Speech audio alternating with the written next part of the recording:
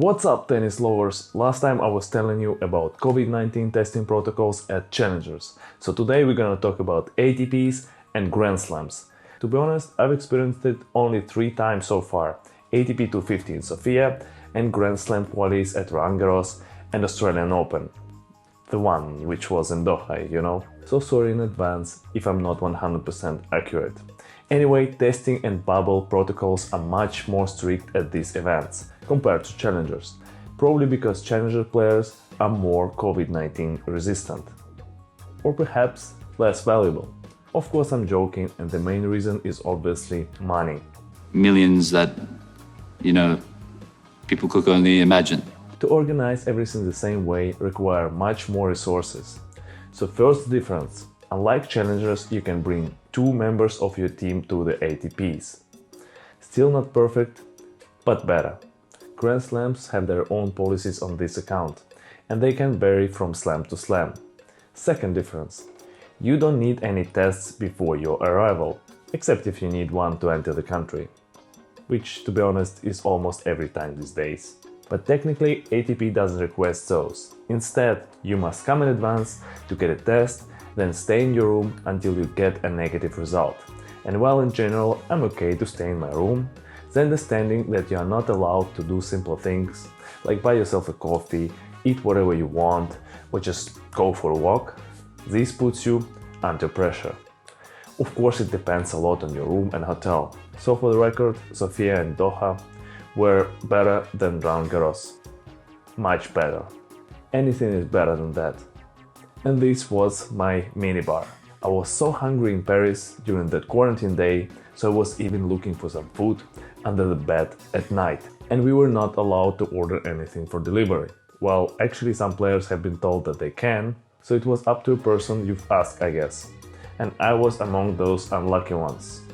But the answer is no. Anyway, after you get your negative result, you are free to go. Within a bubble, of course. Because at these events, unlike challengers, you're not allowed to go anywhere except the hotel and the tournament site.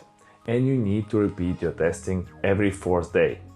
Because of all that, to predict the cutoff for ATP qualification these days is very difficult. Players start to withdraw on Friday, and guys who could get in simply cannot make it on time to get a test and pass the quarantine before the match. That's why we've seen a lot of alternates and doubles players playing ATP qualies in 2020. Sometimes there were even buys. When I was boarding my flight to Sofia, it was Friday morning and I was still second out from qualification. At the end, I was almost seated. I decided to risk it and got in.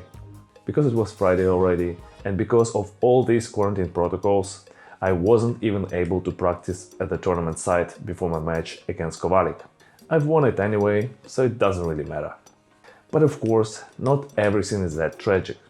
There are some exemptions. If you lose late on Friday at another tournament, even a challenger, you are able to come to an ATP, take a test and then have limited access to be able to play your match. Only a practice court and a match court. Actually, one friend of mine was in this kind of situation, but unfortunately he didn't want to record a video for me to tell his story. I mean, look, I'm shocked myself, I don't know what to say. But instead he sent me this. He was locked inside in this small room before his match. Looks comfortable. Obviously, after you get your negative test result, you have full access to the site and everything, even the player's restaurant, which, unlike challengers, is free of charge. As you see, all these protocols are pretty serious on tour right now, but we still have had quite a few positive results, and even some runaways from the quarantine. Sam Querrey, together with his family, got positive tests in St. Petersburg, but decided not to follow the rules. Instead, he ordered a private jet and under the cover of darkness left the country. And I have ATP's decision here on his punishment for that. In short, he gets $20,000 fine, which he will not pay if he doesn't breach any coronavirus protocols for the next 6 months. It sounds like "I'm so sorry, it'll never happen again," was enough for ATP. Okay. I don't know Sam very well to ask, but from what I've heard, he was afraid of some Russian doctors. Стоять, мертвый человек! Ты куда собрался? which is kinda understandable. I would probably do the same thing. Unfortunately, I don't know all the details from this incident, so I won't comment more on it. Shut the fuck up, Ed. Okay, same as on challengers, if you, or like in our next case, a member of your team gets a positive PCR test result, you are disqualified from the tournament. But is it always fair? Damir Dzumhur was going to participate at Roland Garros qualification event.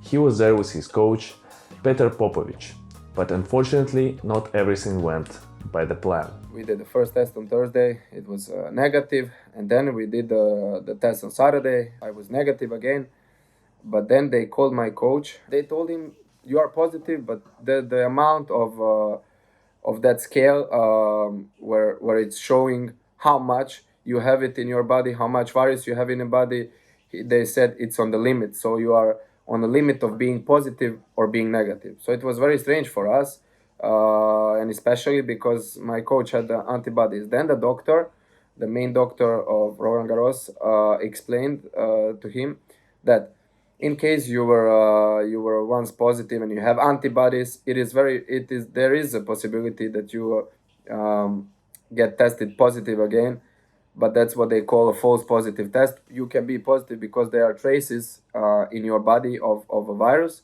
but you are not danger to anybody. Even though it shows that you are positive, you are no danger to anybody, you cannot give it to anybody. Then we asked why we cannot get another test, why we are not able to get another test, because if it's a kind of false positive or if we are not danger to anybody, why then there should be a problem?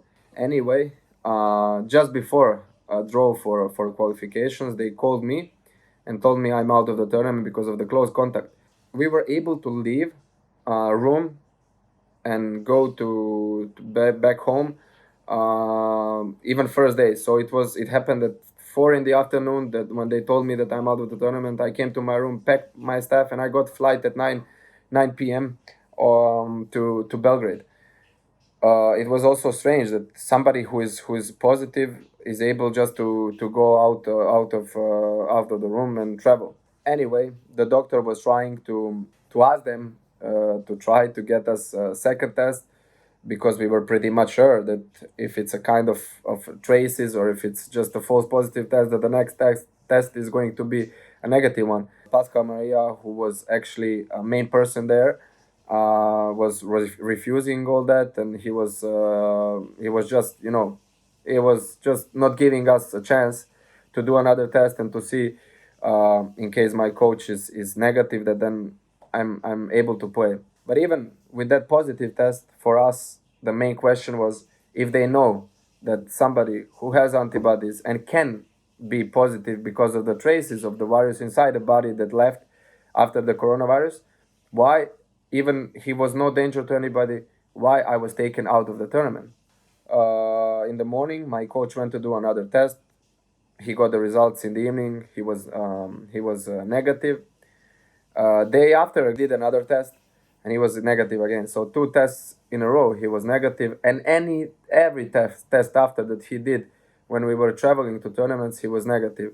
Straight after, when we got the first negative test, we contacted the lawyer. We were sure actually that we should go on court with the French Open, with France Federation, because we just thought that it's not the right way to do, especially if they know that he was not dangerous. So I was really down after being out of Roland Garros, but at the end I hope we'll have a chance to beat them on the court and, to get justice. You can imagine how painful it is to be disqualified for that reason. It's kinda not your fault, and it's especially painful when it's a Grand Slam. In our next case, it's a qualification for the Grand Slam again, but still. Hey everybody, so I'm here explaining my story in Doha for the Australian Open qualifying. It started off with me entering the country on the 6th, tested, was a whole disaster in the airport. I was in customs for 5 hours, and also missing a flight because they didn't allow me on the plane in London, which ended up waiting 12 hours in that airport. So the trip already started on a disaster. Waited in the room, everything was normal. They told me I was negative. Was walking around normal, practicing. And then on our first rounds started on the 10th or the 11th, where we got our second test, which I was surprised. I thought there would be one earlier. And as I was playing my first round match against Bench and Treat, I think his name is, if I say it right. So I won the match, and as I went to the net and shake hands or fist bump, right away I saw ATP supervisor come on the court and told me, hey, I got some bad news, and I already knew what he was going to say. So I told him, did I test positive? And he goes, yes, you go straight to quarantine. So I went straight from the court, right into a car that took me back to the hotel to get my stuff for about 15 minutes, and took me straight into a COVID-19 hotel, which was in the middle of the city, which was nice, but I began a 10-day quarantine, which was it wasn't bad, but I had no fresh air for 10 days, but I did have gym access, and it was actually a large apartment, and they did tell me that they found out in the middle of my second set, but it wasn't completely confirmed with papers, so they couldn't take me off the court, and then just in case it was wrong. And then they said at 6-4, 5-3, which was already my third game in a row, trying to break and not converting, they said if you would have held for 6-4, 5-4, they would have pulled me off with me serving for the match. So I only would have gotten first round prize money, not second round or points. So I was lucky in that aspect, but also unlucky that I got COVID-19 and missed out on an opportunity for the main draw. So had 10 days in quarantine, didn't see anybody, worked out, watched about 12 hours of Netflix and HBO, so it was tough. Mentally, not the worst thing in the world, but definitely tough mentally. And today was actually my first day hitting a ball since my match, and it was interesting. So let's say a little bit of work needs to be done. So that ended up being my whole story. These two stories are really sad, and what is happening in Australia right now with those players who are not allowed to practice is really sad as well. Well, not for me because I'm not there, at least some pleasant news for my ears. I might cover that situation in my next videos, so stay tuned. And to the guys in Melbourne, hang on, I'm with you. And that's it for today. Hit that like button if you enjoyed it, subscribe for more stories from the tour. Thanks for watching, and see you next time.